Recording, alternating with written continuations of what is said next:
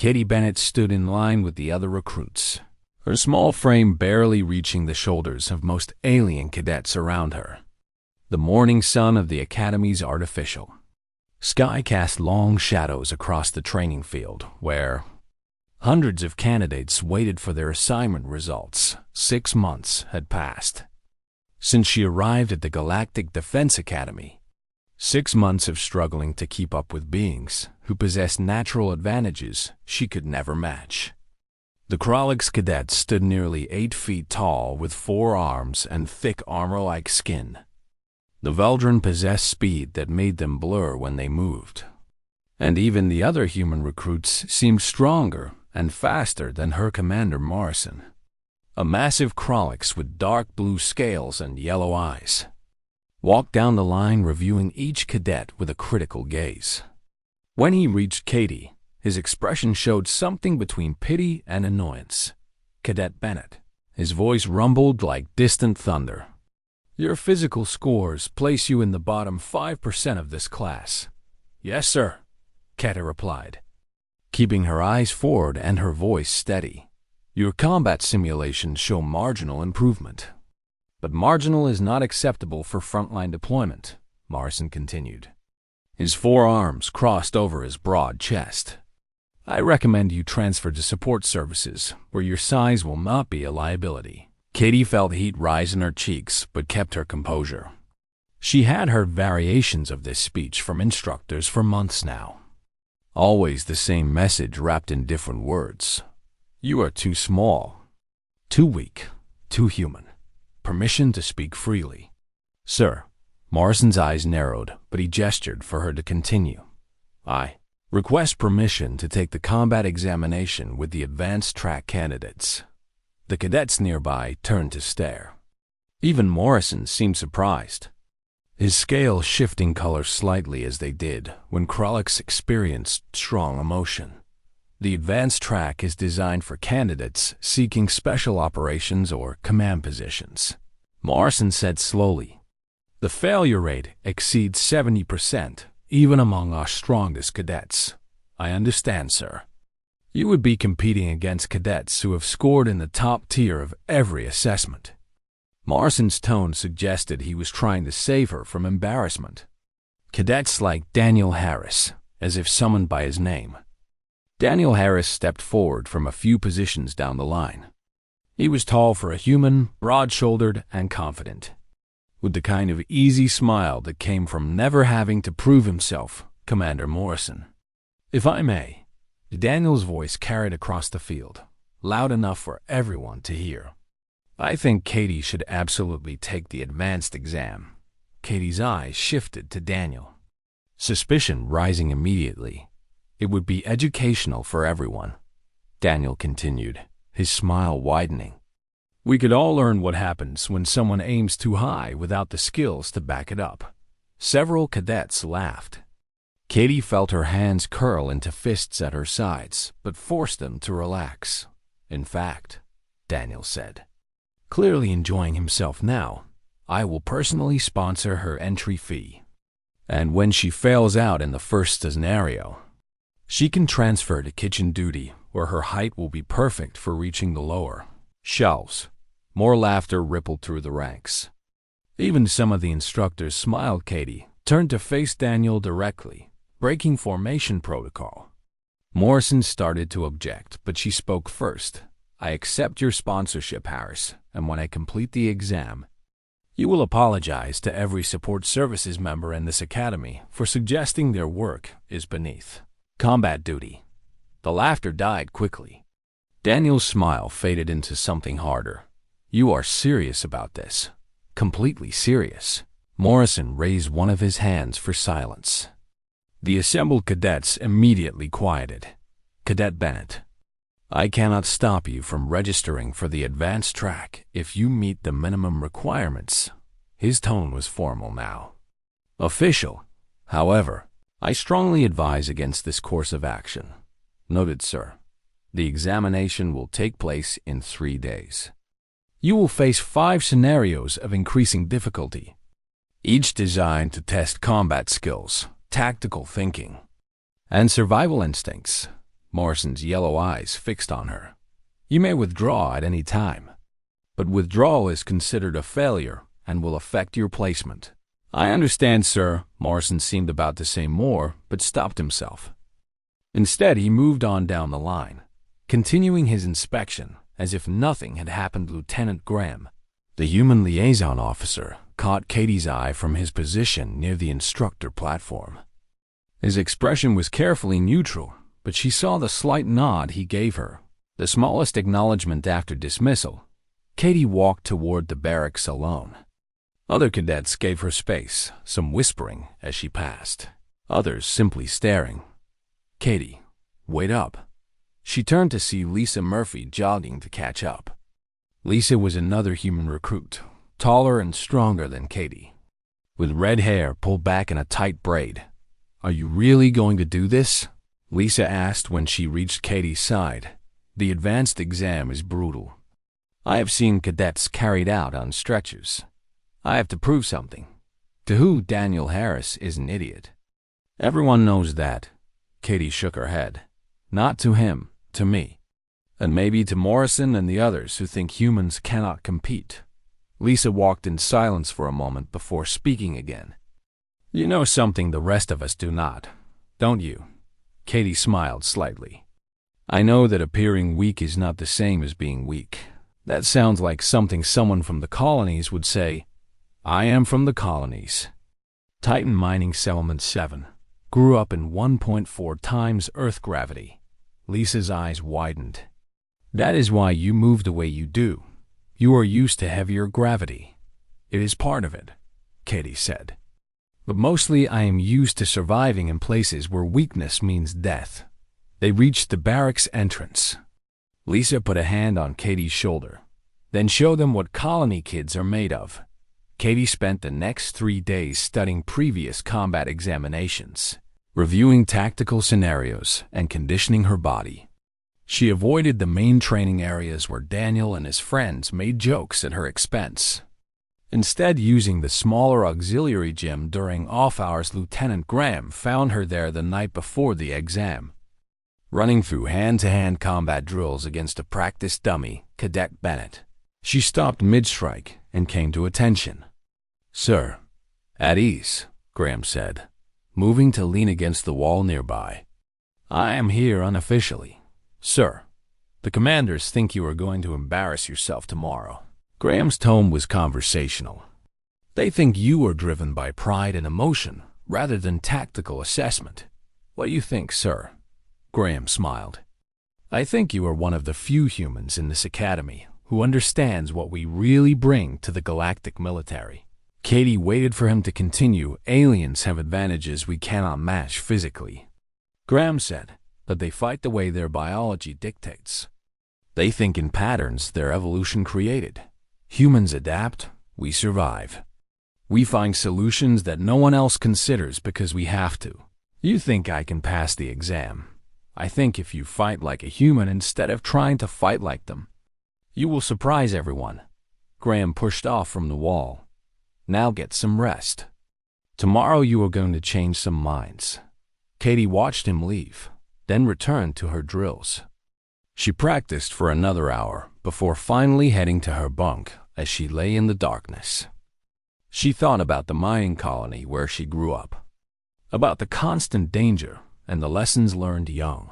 Size does not matter when the mine is collapsing. Strength does not matter when the oxygen runs out. What matters is keeping your head and finding a way to survive tomorrow. She would show them that the girl they thought was weak had been surviving impossible situations her entire life. Tomorrow she would show them what a human could really do. The combat examination arena sprawled across an entire sector of the academy, a massive structure capable of generating any environment through advanced holographic technology and physical barriers. Katie stood with 40 other candidates in the staging area, each waiting for their name to be called. Commander Morrison stood at the center platform. His voice amplified across the space as he explained the rules. "Each candidate will face 5 scenarios of increasing difficulty," Morrison announced. Scenario 1 tests basic combat skills. Scenario 2 tests adaptability. Scenario 3 tests survival. Scenario 4 tests leadership. And Scenario 5 tests everything. He paused, letting his gaze sweep across the assembled candidates. Scenarios are randomly assigned, but calibrated to challenge you specifically, Morrison continued. You may surrender at any time by speaking the safe word, but surrender means failure. Injuries sustained in simulation will feel real but cause no permanent damage. However, pain is an excellent teacher. Katie noticed several candidates shifting nervously. Even Daniel Harris looked serious now, his earlier confidence replaced by focus. Completion of 3 scenarios earns standard placement. Completion of 4 earns honors placement. Completion of 5 earns elite placement and your choice of assignment. Morrison's scales shifted to a darker blue. In the Academy's history, only 7 candidates have completed all 5 scenarios. A murmur ran through the assembled cadets. Katie felt her heart rate increase, but kept her breathing steady. Candidates will be called in random order. Morrison gestured to a large display screen that flickered to life. Your performance will be observed and evaluated. Family and approved guests may watch from the gallery. Katie glanced up at the observation deck. She saw Lieutenant Graham standing near the back, along with dozens of instructors and what appeared to be military recruiters from various galactic defense branches. The screen flashed and a name appeared. Daniel Harris Daniel stepped forward with confidence, his shoulders back and head high. He saluted Morrison and entered the first preparation chamber. Katie watched on the monitors as Daniel faced his first scenario, a forest environment with hostile creatures. He moved efficiently, using his training well, and completed the scenario in 18 minutes with minimal injuries. Other candidates followed, each facing different challenges. Some succeeded, some surrendered early. One Veldran cadet completed 3 scenarios before exhaustion forced her to quit then. Katie's name appeared on the screen. She stepped forward, feeling every eye in the arena turn toward her. The whispers started immediately. Comments about her size, her chances, her foolishness for even attempting this. Morrison looked at her with that same expression of pity, mixed with professional obligation. Cadet Bennett, you may still withdraw without penalty to your record. I am ready, sir. Morrison nodded slowly. Your first scenario has been calibrated. Enter when ready. Katie walked into the preparation chamber. The door sealed behind her with a hiss. A voice came through the speakers. Scenario 1, Urban Warfare. Objective: neutralize 3 hostile targets and secure the intelligence package. Time limit: 20 minutes. Begin. The world shifted around her as the simulation activated. Suddenly, she stood in a ruined city street. Buildings collapsed on either side, smoke drifting through the air. The weight of a weapon appeared in her hands, a standard plasma rifle. She immediately dropped low, moving to cover behind a broken wall. Years of colony training kicked in. Never stand in the open. Always assess before acting. Survival first. Through her rifle scope, she spotted the first target, a simulated mercenary positioned on a 3rd-floor balcony with clear sight lines down the street. The obvious approach would be to engage from range, but that would alert the other targets. Katie studied the buildings, noting the structural damage, the way certain walls tilted at dangerous angles. She moved silently through the rubble, using shadows and debris for concealment. Instead of engaging the sniper, she circled wide, entering a collapsed building from the side. Inside, she found what she was looking for. Support beams weakened by whatever battle had destroyed this area. She set her rifle to overload mode, placed it carefully against the key support beam, set a timer, and ran. The explosion was smaller than a grenade but perfectly placed. The building groaned and shifted. The balcony where the sniper was positioned collapsed downward, taking the target with it one down without firing a shot. The other 2 targets would now be alert but confused. Katie used that confusion to advance. moving through the rubble like she had moved through the cramped mine tunnels back home. Small size suddenly an advantage, she spotted the second target moving cautiously through a ground-level room. Rather than engage directly, Katie climbed to higher ground, found a loose piece of concrete, and dropped it through a weakened floor. The concrete crashed down, startling the target into the open where Katie took the shot. Clean hit. Target neutralized, 2 down, 1 remaining. And the intelligence package still to secure. The third target was smart, staying mobile and using cover effectively. Katie tracked the movement pattern, noted the target was circling toward the marked intelligence location. Small bunker entrance. She made a decision that would have horrified her instructors. She sprinted across open ground directly toward the bunker. Trusting speed over caution, plasma bolts sizzled past her. One clipped her shoulder, pain flaring hot and immediate. But she kept running. She reached the bunker entrance and dove inside, just as more shots tore up the ground where she had been standing. Inside the bunker, she found the intelligence package, a small data device. The third target would come to her now. She just had to be ready. Katie positioned herself in the shadows near the entrance, controlled her breathing, waited. Footsteps approached cautiously. A shadow appeared in the doorway. Katie didn't wait for the target to enter. She kicked a loose piece of debris across the floor, creating noise and movement. The target fired at the sound reflexively. Katie used that moment to roll out and fire from an unexpected angle. Third target neutralized. The simulation froze, and the voice announced, "Scenario 1 complete. Time, 14 minutes. Proceed to recovery area." The urban environment faded. Katie found herself back in a white preparation room with a medical scanner running over her shoulder wound, healing it instantly. Through the speakers, she heard Commander Morrison's voice. "Cadet Bennett, you will have 10 minutes before Scenario 2 begins. Use this time to rest." Katie sat down, her hands shaking slightly from adrenaline. She had completed the first scenario faster than Daniel, faster than most of the candidates she had watched in the observation gallery.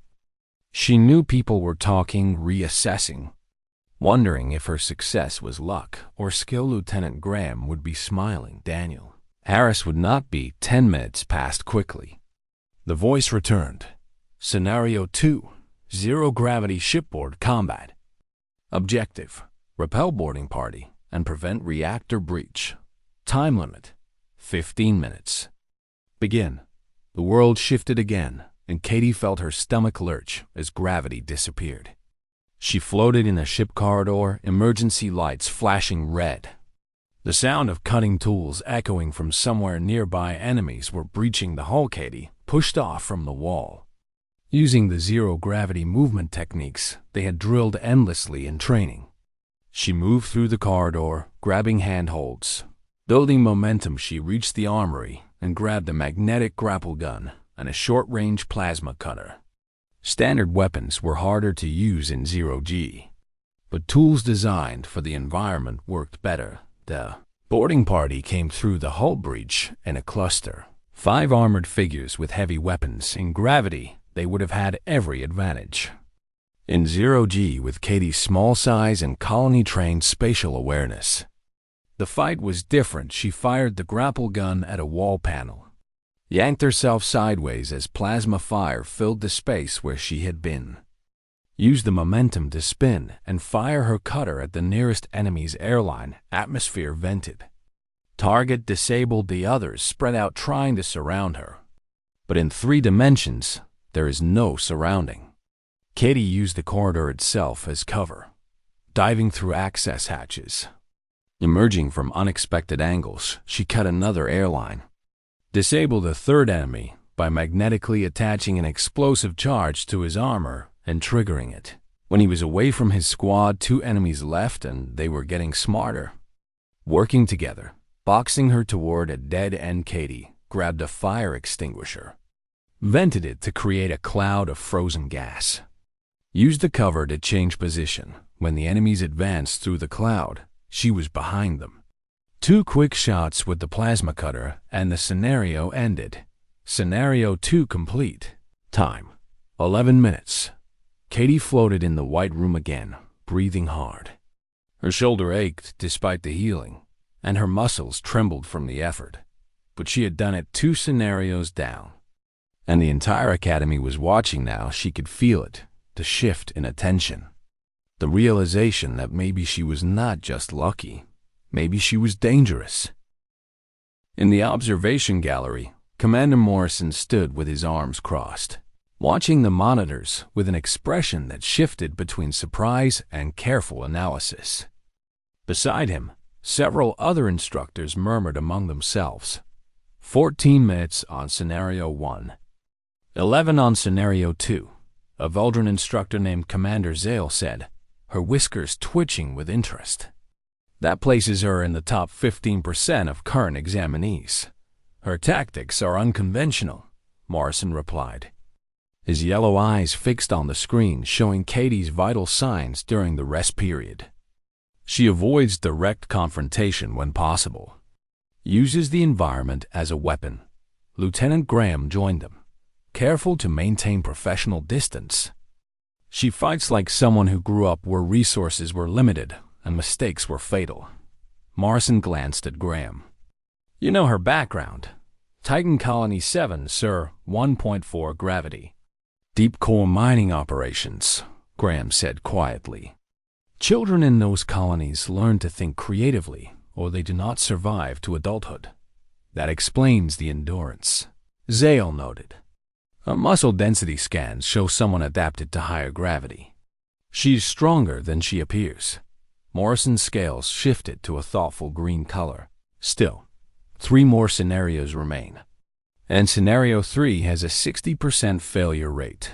Below in the preparation chamber, Katie stretched her sore muscles and drank from a water dispenser. The voice announced she had 5 more minutes to rest. She closed her eyes and thought about home. About the deep mines where darkness pressed in from all sides and every sound could mean danger. Her father had taught her to read the rock, to understand how weight distributed, where pressure would crack stone. Those lessons had nothing to do with military combat, but everything to do with survival. Scenario 3. Wilderness survival. Objective: reach extraction point while evading predators and environmental hazards. Time limit: 30 minutes. Begin. The environment materialized around her. Dense jungle. Humidity thick enough to feel like breathing water.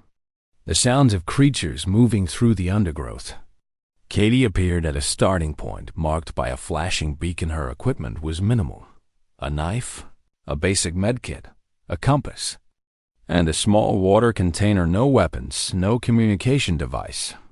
Just basic survival gear. Katie immediately checked her surroundings, noting wind direction, the position of the sun filtering through the canopy, the types of plants growing nearby.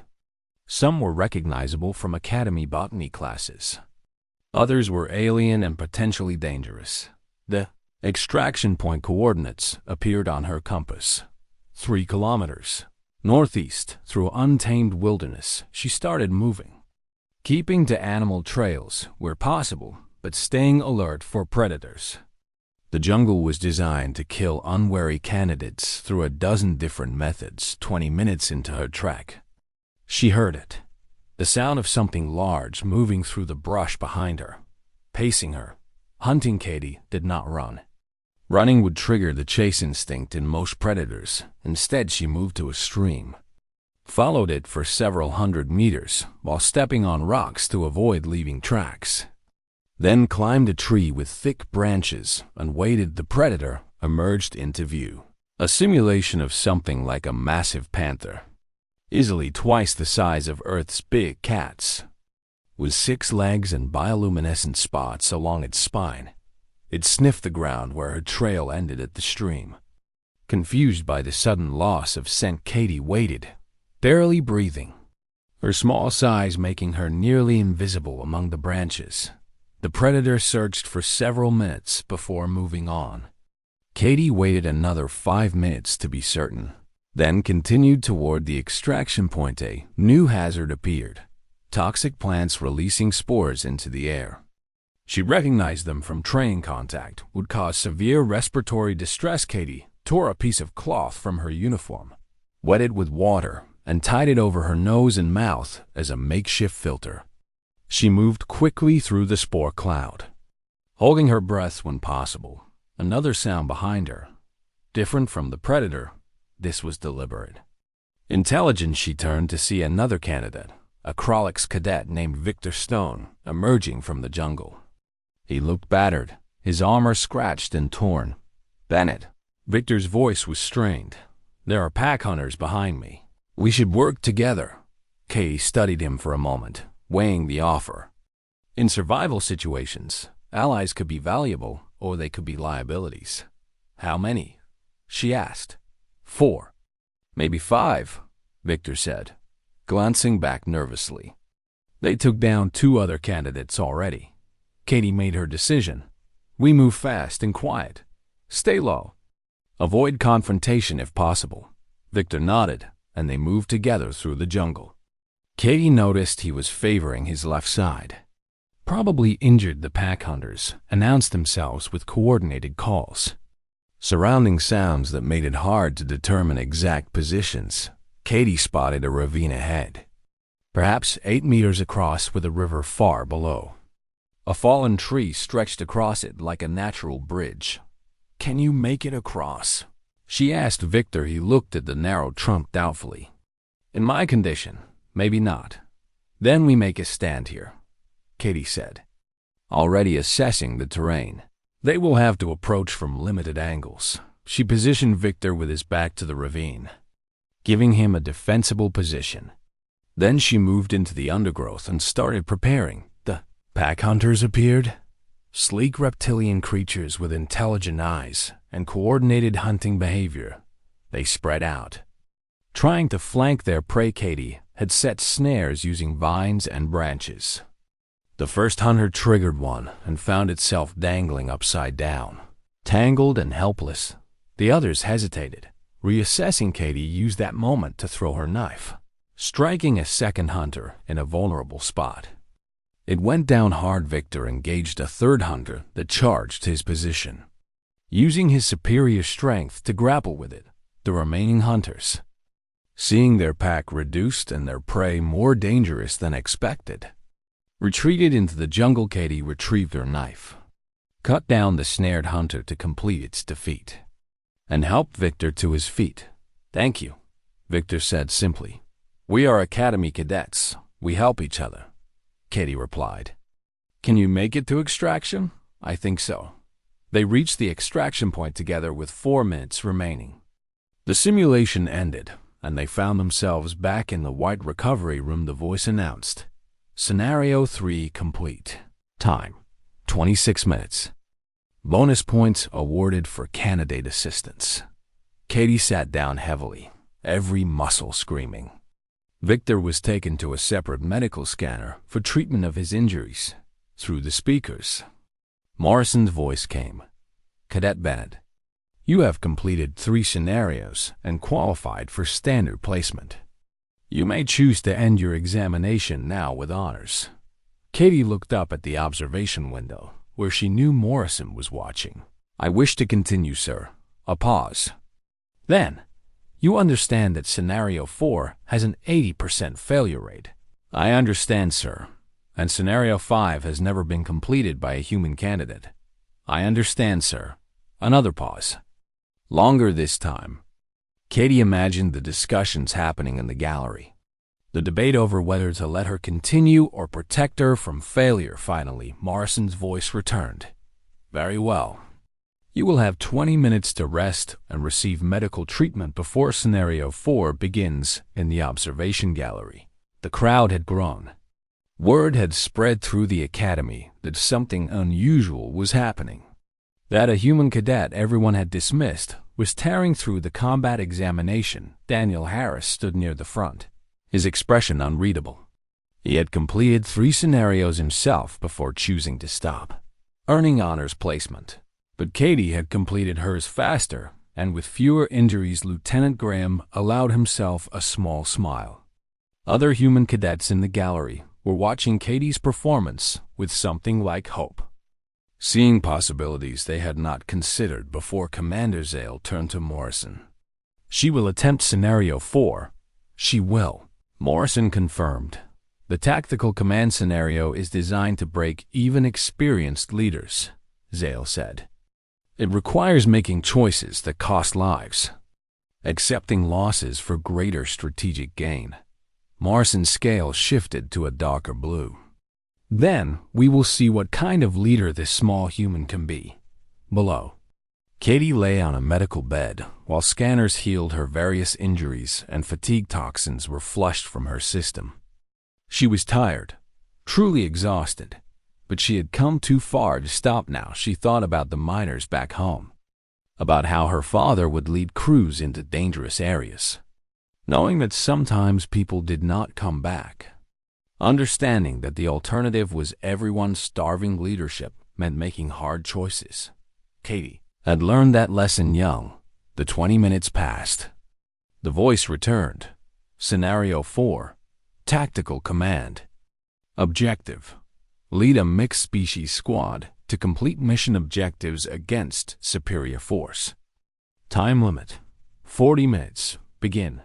Katie stood as the world shifted around her one more time, ready to show them what a human leader could do.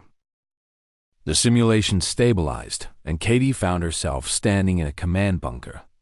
Holographic displays showed a tactical battlefield, terrain maps, enemy positions, and most importantly, her squad's 6 simulated soldiers stood before her, each representing a different species from the Galactic Coalition. 2 Krolix heavy assault troops, 1 Veldran scout, 1 human medic, 1 insectoid engineer from the Vex species, and 1 aquatic Narration communication specialist. They looked at her with expressions ranging from skepticism to outright doubt. She was the smallest person in the bunker by far, young, inexperienced. And Humana veteran Krolix soldier named Sergeant Cross spoke first. "You are our commander for this mission." It was not quite a question, more like a challenge. "I am," Katie replied, keeping her voice firm and clear. "And we have a job to do." She turned to the tactical display. The mission parameters appeared.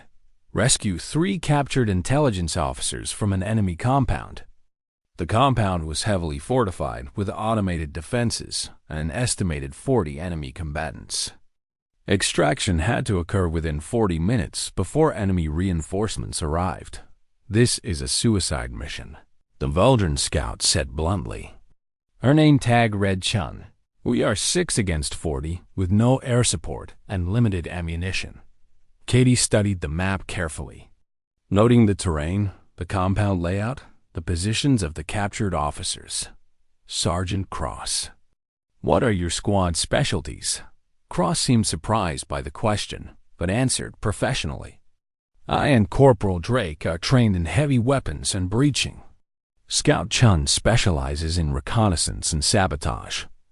Medic Lawrence handles casualties and field medicine. Engineer tech builds and disables technology. And Specialist Waters manages communications and electronic warfare." Katie nodded. "Then we use those specialties. We do not try to fight 40 enemies head-on. We make them fight on our terms." She pointed to the map. "The compound has 3 entry points: main gate, service entrance, and emergency evacuation tunnel. They will expect us to breach the main gate or service entrance. So we use the evacuation tunnel," Scout Chen said. "No. We make them think we are using the tunnel while we actually breach from above." Katie traced a path on the map. "The compound has a water treatment facility on the roof. Specialist Waters can access their systems through the water pipes, Waters. A bluish humanoid adapted for aquatic environments. Examine the schematics. It is possible, but I would be exposed while working." Scout Chen will provide cover and create a distraction at the tunnel entrance to draw defenders away. Katie continued, outlining her plan, Once Waters has control of their systems, she shuts down automated defenses and opens the detention block doors from inside. What about the guards inside? Medic Lawrence asked.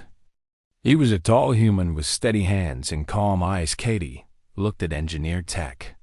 Can you create a localized electromagnetic pulse? The insectoid clicked his mandibles thoughtfully. With the right components, yes, but it would be short-range and temporary. That's all we need, Katie said. We dropped the pulse into the detention block through the ventilation system. Disable their communications and weapons for 30 seconds. That is our window to extract the officers. Sergeant Cross studied her with new interest. And if the enemy adapts, if they do not follow your predictions, then we adapt faster. Katie met his gaze. I grew up in places where plans failed constantly and survival meant thinking on your feet. We will make this work because failure is not an option. Something shifted in Cross's expression. A grudging respect, perhaps. You heard the commander. Gear up. We move in 5 minutes. The squad dispersed to prepare equipment. Katie felt the weight of command settle on her shoulders. These were simulated soldiers, but in a real mission, she would be responsible for actual lives. The mission began with Scout Chun moving silently toward the evacuation tunnel. Katie watched through tactical displays as Chun placed charges and created obvious signs of an attempted breach. Enemy forces responded exactly as predicted. Shifting defenders to the tunnel area, Specialist Waters reached the water treatment facility and began her infiltration. Katie monitored her progress while directing Sergeant Cross and Corporal Drake to approach the roof with breaching equipment. Commander, we have a problem. Waters' voice came through the comm. Strained with effort, their security protocols are more complex than expected. I need another 2 minutes. 2 minutes they might not have. Enemy patrols were starting to question the tunnel distraction. Katie made a decision. Scout Chen, increase the aggression of your attack. Make them believe you are committed to that entry point. That will expose my position, Chun replied. I know. Do it anyway. We need those 2 minutes. There was a pause. Then Chun's acknowledgement. Plasma fire erupted near the tunnel entrance, drawing more enemy forces on the roof. Waters finally broke through the security systems. I have access. Shutting down automated defenses now. Sergeant Cross. Breach on my mark. Katie watched the displays, timing the moment. 3, 2, 1. Mark. The breaching charges blew and Cross's team dropped into the compound.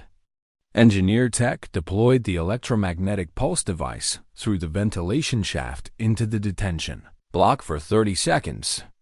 Chaos reigned inside the compound as systems failed and communications went dark. Katie's team moved fast, reaching the detention block, neutralizing confused guards, securing the 3 intelligence officers, package secure.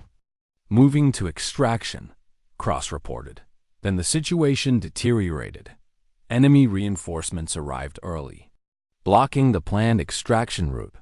Commander, we are cut off, Cross said, remaining calm but urgent. Requesting orders. Katie scanned the tactical map desperately, looking for options. The compound was surrounded. Her team was trapped inside with 3 rescued officers and limited ammunition. She saw it. A narrow window of opportunity. Waters, can you trigger the compound's fire suppression system? Yes. But it will flood the entire facility. Do it. Everyone seal your environmental suits and prepare for water extraction. Katie switched channels. Scout Chun, fall back to the compound's east wall. We are coming to you. The fire suppression system activated. Thousands of gallons of water flooding through the compound. Enemy forces scrambled to deal with the sudden deluge. Katie's team moved through the chaos with Waters guiding them through the water like it was her natural element. They reached Chun's position where she had prepared charges on the exterior wall. Blow it. Katie ordered. The wall exploded outward, water rushing through the breach. Katie's team rode the flood out of the compound. Using the confusion for cover, they regrouped outside the blast zone with all 3 intelligence officers secured. Enemy forces were in disarray, unable to pursue effectively. Extraction point. 200 meters north. Katie directed her team. Move fast. Reinforcements will reorganize soon. They reached the extraction zone with 3 minutes remaining. The simulation ended abruptly. Katie found herself back in the white recovery room, her heart pounding and hands shaking from the intensity of the command. Decisions, the voice announced. Scenario 4 complete. Time: 37 minutes. All objectives achieved. 0 casualties. In the observation gallery, absolute silence had fallen. Commander Morrison stared at the tactical replay with an expression of disbelief beside him. Commander Zale's whiskers twitched rapidly. She completed Scenario 4, Zale said unnecessarily. With a perfect execution, Lieutenant Graham's professional mask had slipped entirely. He was grinning openly. Daniel Harris stood frozen, watching the replay of Katie's tactical decisions, seeing how she had used each squad member's abilities perfectly, how she had adapted when the plan failed, how she had made hard calls about exposing soldiers to danger for the greater mission. Other candidates in the gallery were talking excitedly. Human cadets especially seemed energized by what they had witnessed. Morrison turned to Graham. How many candidates have completed Scenario 4 in Academy history? 17, sir. Out of thousands who have attempted it. Morrison's scales shifted through several colors before settling on deep blue. And she wants to attempt Scenario 5. She does, sir. Below.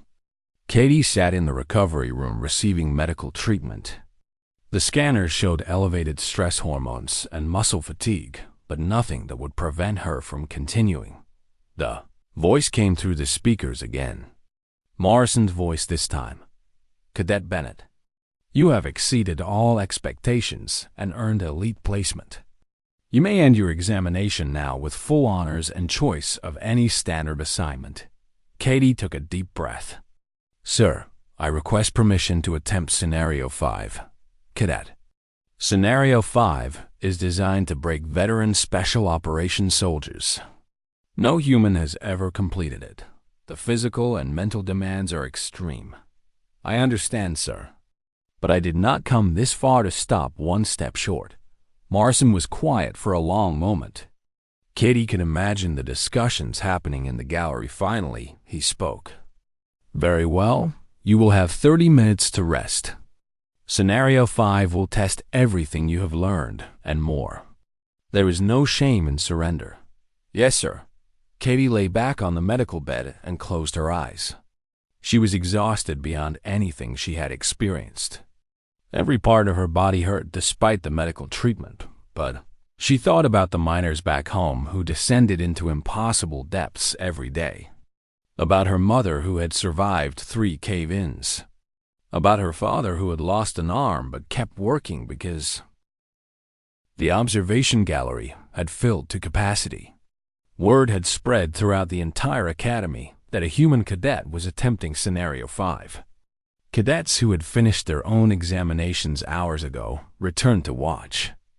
Instructors from other departments came to witness history. Even academy administrators who rarely attended examinations were present. Commander Morrison stood at the center of the gallery, his expression grave. Beside him, Lieutenant Graham maintained his composure, but his hands gripped the railing tightly. She should not be doing this, Morrison said quietly. Not to anyone in particular. No, Graham agreed.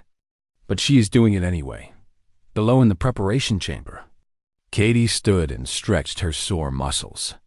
The 30-minute rest period had helped, but exhaustion still weighed on her like a physical presence. Her hands trembled slightly, and her reaction times were slower than optimal.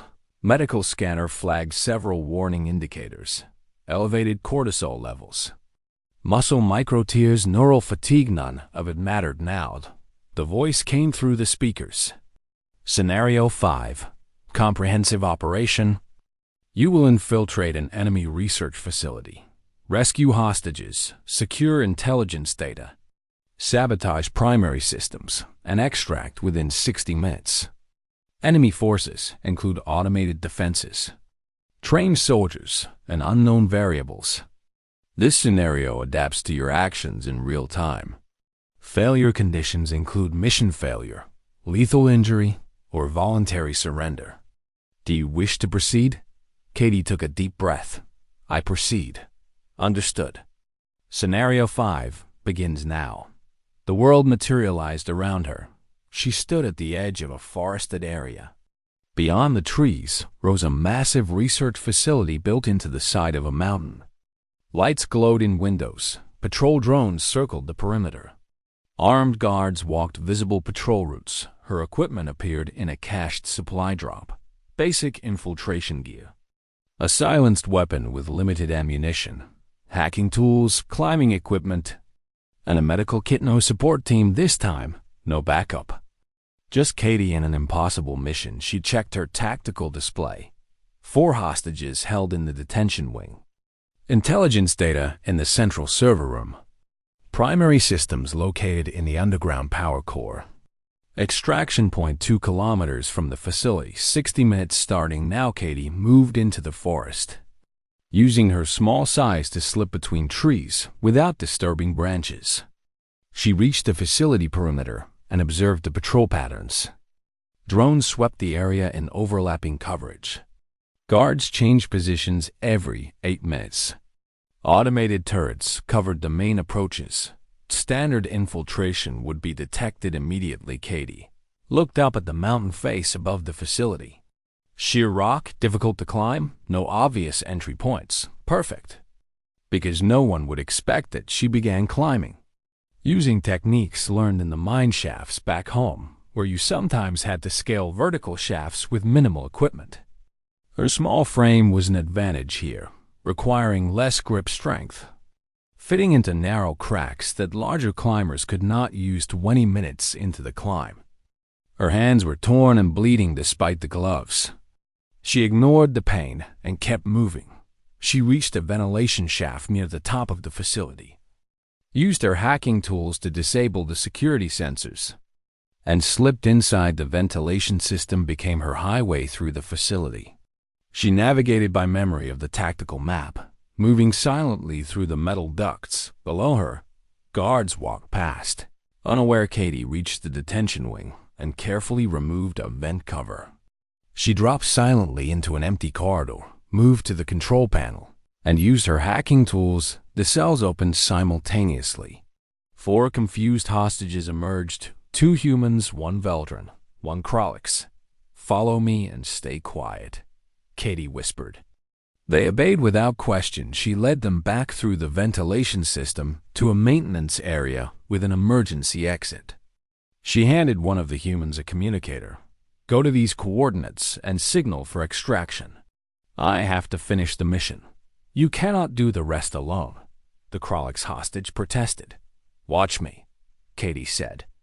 Already moving back into the facility, she had 40 minutes remaining and 2 objectives left. The server room required more direct access. Katie could not hack it remotely.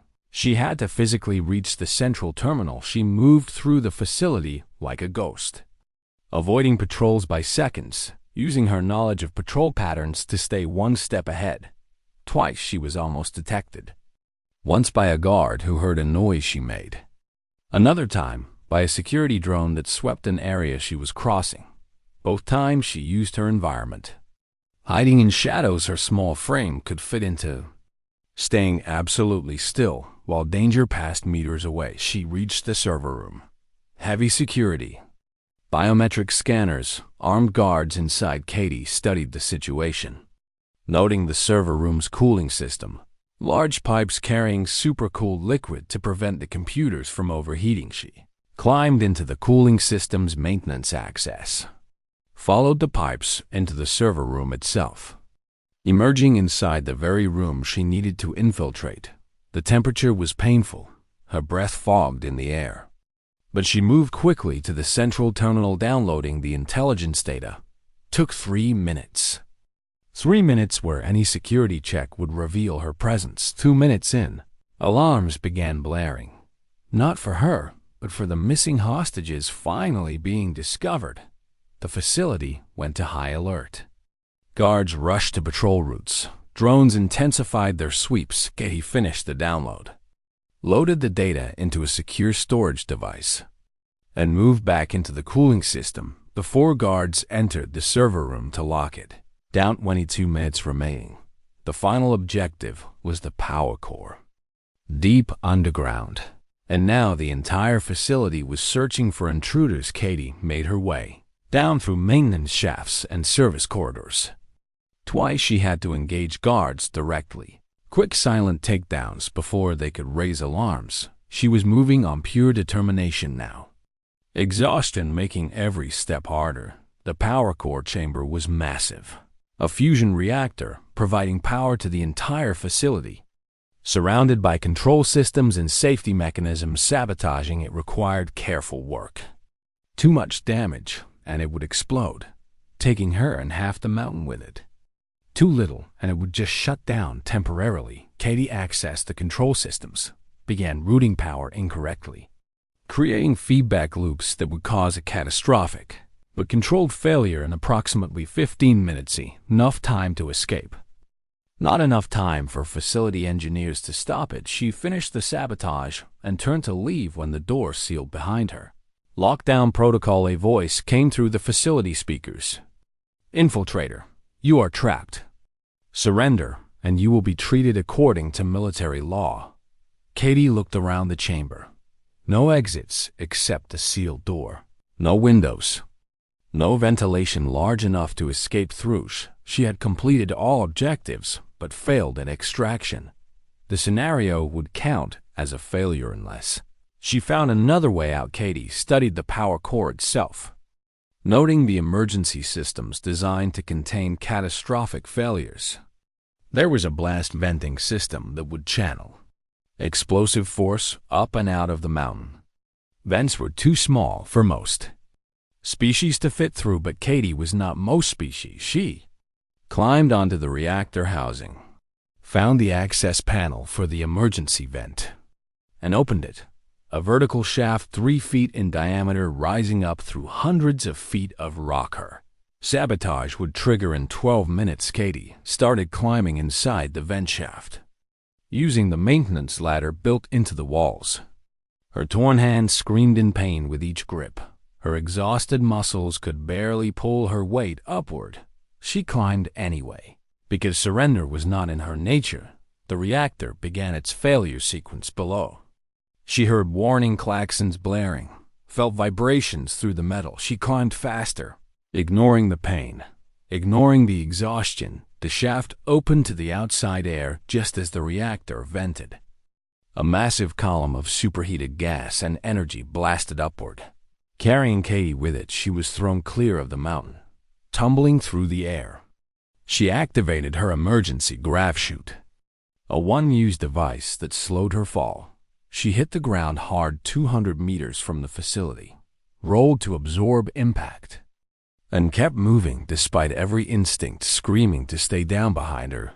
The facility's lights went dark as the power core failed completely. Katie ran toward the extraction point, her vision blurring, her body threatening to shut down. She reached the coordinates with 90 seconds remaining.